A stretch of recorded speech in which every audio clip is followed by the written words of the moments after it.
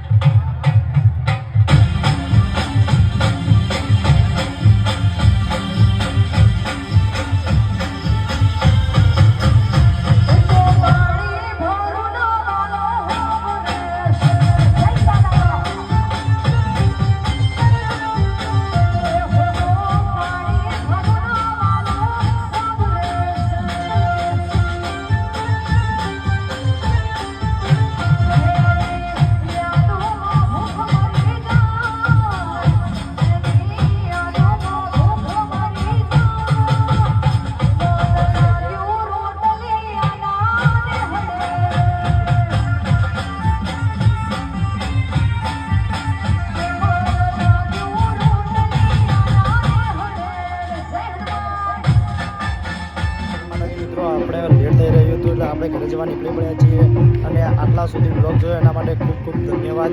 જય માતાજી.